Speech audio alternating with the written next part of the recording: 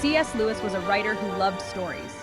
He had a unique ability to create worlds that captured the imagination of readers of all ages. He wrote a book called The Lion, the Witch, and the Wardrobe, which became one of his most famous works. This book is the first in a series known as the Chronicles of Narnia. It's a story about magic and adventure, where ordinary children find themselves in extraordinary circumstances. The book takes us to a land called Narnia, a place filled with wonder and enchantment. Narnia is a place where animals can talk and strange creatures live. It's a world where the impossible becomes possible. It's a place where good fights evil, and where bravery and friendship are put to the test. Many people love the story of Narnia. It has been cherished by generations of readers. It's a story that stays with you long after you finish reading it. The themes of courage, loyalty, and hope resonate deeply. It reminds us that even in the darkest of times, there is always hope.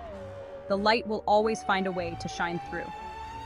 C.S. Lewis wanted us to use our imaginations. He believed that through stories, we could explore new ideas and possibilities. He wanted us to believe in something bigger than ourselves. His stories encourage us to look beyond the ordinary and see the extraordinary. In Narnia, anything is possible. The boundaries of reality are stretched, and the magic of the world comes alive. Are you ready to enter this magical world? Open the book and let your imagination soar. The story starts with 4 siblings. Their names are Peter, Susan, Edmund, and Lucy. They have to leave their home because of the war. The children are sent to live with an old professor in the countryside. Peter is the oldest. He tries to be brave for his younger siblings. Susan is practical and sensible. Edmund can be a bit grumpy sometimes. Lucy is the youngest, and she loves adventure. The Pevensey children are like any other children. They love to play and have fun. But they are also about to discover something extraordinary. Their lives are about to change forever. One rainy day, the children are playing hide and seek. The rain patters against the windows, creating a cozy yet adventurous atmosphere inside the house. Lucy, the youngest, decides to hide in a wardrobe. She carefully opens the large wooden doors, curious about what she might find inside. She pushes past the coats, feeling the soft fabric brush against her face, and finds something amazing. The further she goes, the colder it gets. The back of the wardrobe is not a wall at all.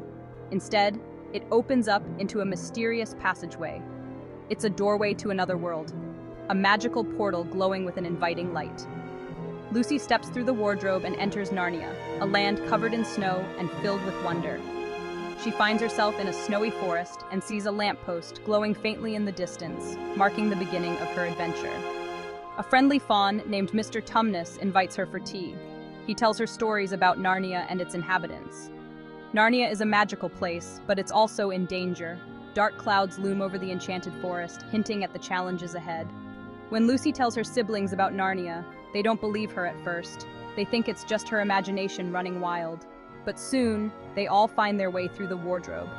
Each sibling steps into the magical world, their disbelief turning into awe. They are about to face the magic and danger that await them. Together, they will embark on an adventure that will change their lives forever. The White Witch is a powerful sorceress, feared by all who know her name. Her presence alone sends shivers down the spines of those who dare to speak of her. She has ruled Narnia for 100 years, keeping it in a state of eternal winter, a cold and desolate place where no warmth or joy can survive. The land is trapped in a never-ending cycle of frost and snow. She is cruel and heartless, showing no mercy to those who oppose her. Her icy demeanor reflects the frozen world she has created. The White Witch's magic is strong, capable of bending the very elements to her will.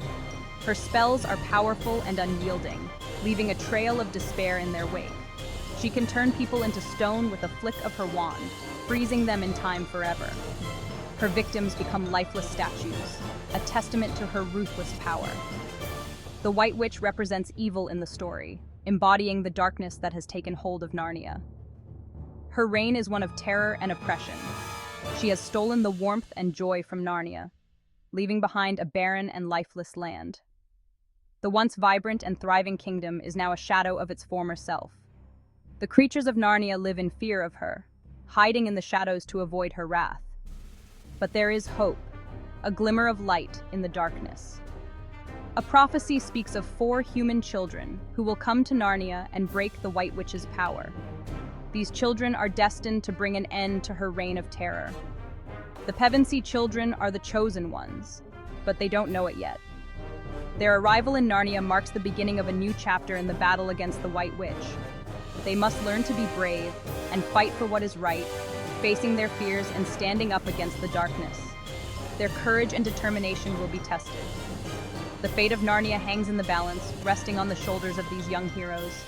Their journey will be fraught with challenges, but they hold the key to restoring peace and harmony to the land. Section 5. Aslan, the Great Lion. Aslan is a majestic lion. He is the true king of Narnia. He is good and wise. Animals and mythical creatures respect Aslan. He represents hope and courage.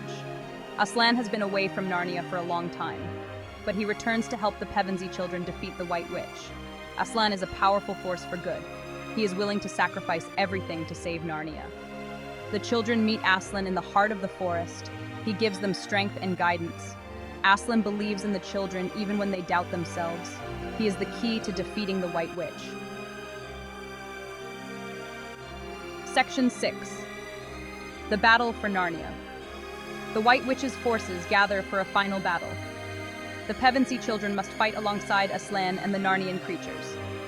Edmund, who was once tempted by the White Witch, has switched sides. He fights bravely for what is right. The battle is fierce and dangerous.